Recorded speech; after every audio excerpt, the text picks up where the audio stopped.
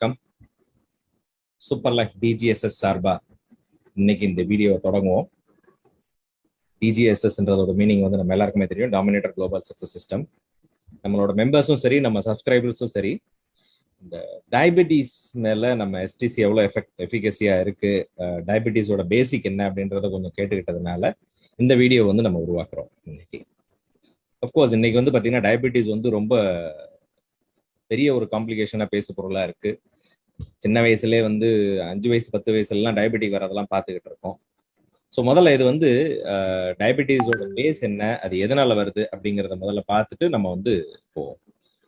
டயபெட்டிஸ்ல வந்து பார்த்தீங்கன்னா ஜென்ரலா வந்து 2 டைப் சொல்லுவாங்க, டைப் 1 டைப் 2 அப்படின்னு சொல்லுவாங்க. அது என்னன்றது பார்க்கணும்னு பார்த்தா, நார்மலா வந்து பார்த்தீங்கன்னா நம்ம சாப்பாடு சாப்பிட்டோம்னா அந்த கார்போஹைட்ரேட்ஸ் எல்லாம் வந்து குளுக்கோஸா மாதிரி நம்ம பிளட் ஸ்ட்ரீம்ல வந்து விடப்படும். ஏன்னா நம்ம செல்ஸ் வந்து இந்த குளுக்கோஸை தான் அப்சர்வ் பண்ணி அதோட எனர்ஜிக்கு பேஸ் சோர்ஸ் இதுதான் வச்சுக்கோங்களேன். இப்போ இந்த குளுக்கோஸ் வந்து நம்ம எவ்வளோ எடுக்கிறோமோ அந்த அளவுக்கு ஏற்ற, ஐ மீன் உங்க குளுக்கோஸ் எவ்வளவு சுரக்குதோ அதுக்கேற்ற மாதிரி உங்களுக்கு உடம்புல வந்து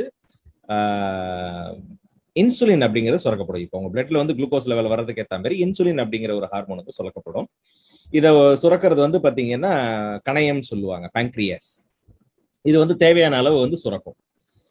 இன் சிம்பிள் டேர்ம் இந்த இன்சுலினை வந்து நம்ம சொல்லணும்னா அது வந்து ஒரு சாவின்னு வேணா சொல்லலாம். இப்ப நம்ம பிளட் ஸ்ட்ரீம்ல வந்து குளுக்கோஸ் வந்துகிட்டே இருக்கு இல்லையா, இந்த இன்சுலின் வந்து என்னன்னா இந்த செல்களுக்கு வந்து ஒரு சிக்னல், ஏதாவது இப்ப இன்சுலின் வருது அப்சர்வ் பண்ணிக்கோங்க, ஓபன் பண்ணுங்கன்னு சொல்ற மாதிரி கூட சொல்லலாம். லைக் ஒரு கீ மாதிரி தான் இந்த இன்சுலின் வந்து அதை திறக்கும் போது, இந்த இன்சுலின் இருந்தா தான் அந்த செல்லோட டோரை திறக்கணும்னு வச்சுக்கோங்களேன். அப்ப இந்த குளுக்கோஸ் வந்து செல்லு கிடைக்கும் போது செல் வந்து அதை எடுத்துக்கிட்டு எனர்ஜியா ஹெல்த்தியா வந்து பெர்ஃபார்ம் பண்ணுது. ஆனா இந்த டயபெட்டிக்ல என்ன நடக்குது அப்படின்னு பாத்தீங்கன்னா, இந்த இன்சுலின் வந்து சரியா தேவையான அளவு சுரக்கிறது இல்ல இந்த சுரக்கிற இன்சுலின் வந்து சரியா செயல்பட முடியாம ஒரு சூழ்நிலை இருக்குன்னு தான் பார்க்கலாம்.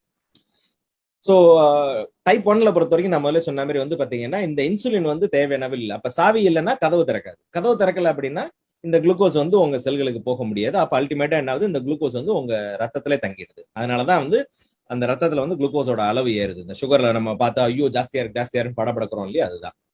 டைப் 2ல வந்து நான் முதல்ல சொன்ன மாதிரி இந்த இன்சுலின் வந்து சுரக்குது, பட் ஆனா அதுக்கு வந்து இந்த செல்களை வந்து ஓபன் பண்ற கெப்பாசிட்டி இல்லை. அதாவது என்ன சொல்றது, ஒரு குவாலிட்டி கம்மியா, அந்த எஃபிஷியன்சி இல்லாம இருக்கு.